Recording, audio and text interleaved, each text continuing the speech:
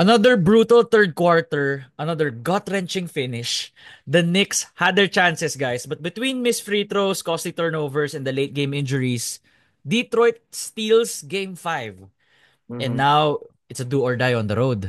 Very crucial one. Welcome to the podcast. Nico here with Manong Kiefer Avena. Some of you guys requested that we do a real talk analysis on the New York and Detroit series, and here we are.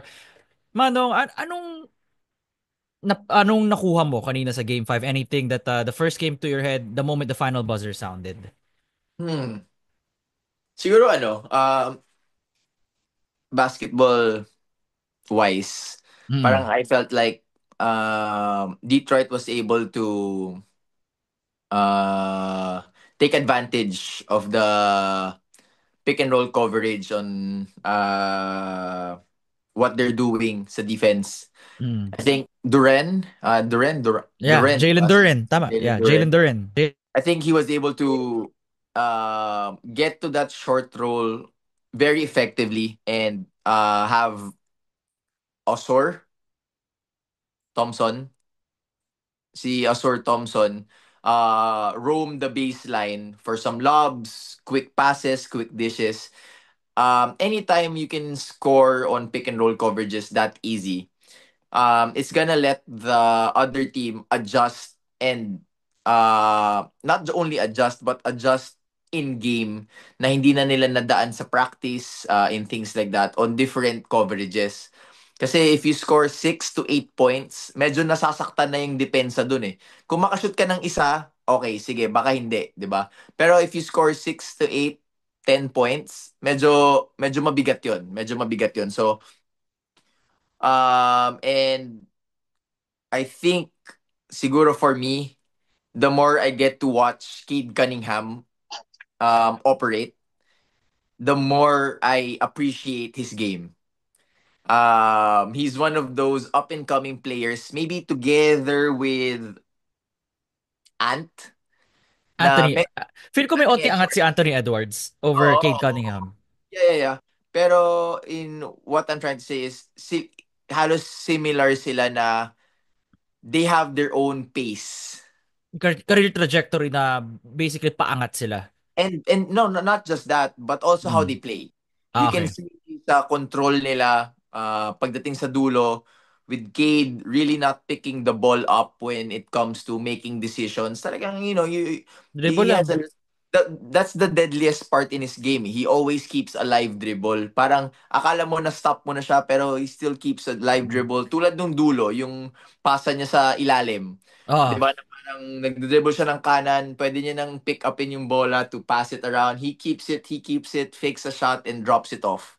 'Di ba? Parang ganon. So that's really deadly. And I think with his pace, with his height, it's a terror to face players like that, especially when it comes to pick and roll, no? So, and I mean, the worst thing about it for the league is he's just gonna keep on improving. Bata pa eh. He's just keep on getting better. So props to Detroit for pulling out a slugfest in the Garden, in MSG, and hopefully the beaten up bodies of New York get to recover. Because it's gonna be different when it goes to Detroit basketball. Panahon pa natin yun, no? Pag naririnig natin yun. Yes, sir. And gives me a lot of nightmares actually. Oo, kasi yung Lakers. When Yes, they sir. face the Pistons. Oh yeah, actually. I usually cheer for the Lakers pag hindi Warriors. Pero during that time, parang gusto mo rin i-support yung Detroit kasi alam mong yung pagka-underdog mentality na alam mo sila yung Feeling ko na oh, time na yun, bro. Tayo lang naman ang naniniwala na underdog sila eh. nung time Yung na mga, yun feeling ko yung mga tao lang. Pero everybody in Detroit, alam nilang kayang-kaya nila yung Lakers eh. actually. So, but yeah, that's the past. Now this is The new age Detroit. new age Detroit. Pero okay yung mga pieces nila, bro. Like when you think about their team, a good mix of vets. You got Schroeder, Tobias Harris, and Mm. Beasley, Tim Hardaway Jr., and now you got Jalen Duran. Thompson, Cade, si Ivy ba nandun pa? Injured. Jaden Ivey's there pero out for the season siya. Imagine wala ka pang Jaden Ivey Oh, niyan. 'di ba? I mean, nga pala, tama, tama. Yun, yung mga guys mo na nandun in solid, solid, ano sila, solid, up and coming team. Ito mano nga. So the Knicks kasi nung third quarter, they were outscored by 29. I mean, they're now minus 29 in the third quarter this series. So may Uh-huh. trend na tayo na nakikita na whenever it's a third quarter, laging na-out-coach or na-out-adjust si Coach Tom Thibodeau ni JB Bickerstaff. Bickerstaff. And at this point, if matanggal yung Knicks, do you feel like Tom Thibodeau is holding them back as a team? Or okay pa rin tong style ni Thibodeau ngayon na, he runs his players to the ground, his starters. Yeah. Mm. Ah, Well, siguro kasi I think ang makakapag-justify lang yan is when talagang hindi niya malagpasan yung hump niya eh. But he Mm. always gets there eh. 'Di ba? He always gets to the playoffs. Yeah, he Really. does. Yun yung good point na he gets you to the playoffs. Yes, he's a great Oh, regular pero season ang coach. downside naman nun, laging pagod yung mga players mo, Oh. ganyan-ganyan. Pero, those players, uh, I would say, get paid hundreds of millions of dollars. Tapos, of course, you know, you expect a lot from them. And, Mm. the only time that uh, they'll be able to perform is you give them time.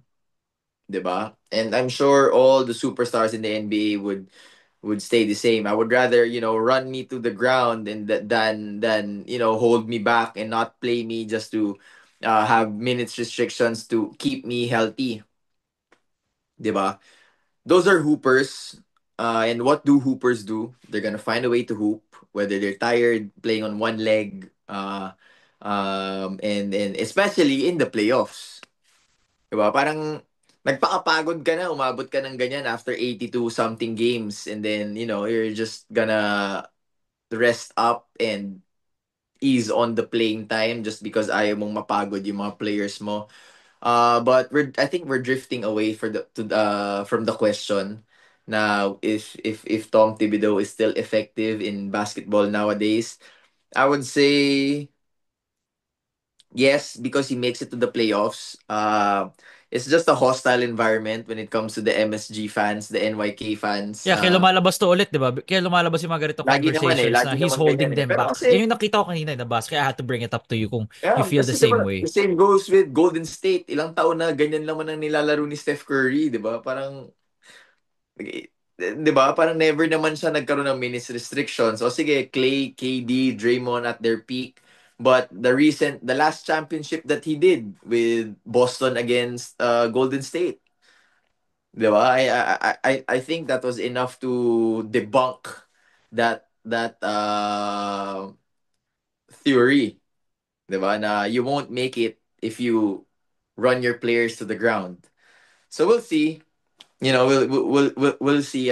Wala pa naman ako nakikitang player ni Thibodeau na nagrereklamo na pagod na ako na ayaw ko na maglaro Or dito. publicly na sinabi na, okay, coach gotta give us. Oo, di ba? Parang wala ka na rin na player na gano'n, no? Considering these are dogs. Parang wala, kahit Di saan, ba? PBA, NBA, B-League, wala ka ma rin na player na, dami kong minutes eh, ayoko parang, for you guys, you love it. Diba? Of course, Pero of for course. fans, kasi isip nila, masaktan yan, baka ano, they won't be fresh for the Yeah. next game. So There's really, a it's a specific balance. time and place for that. Hindi naman Hmm. palagi. Okay. So that's the Tom Thibodeau. So Yeah.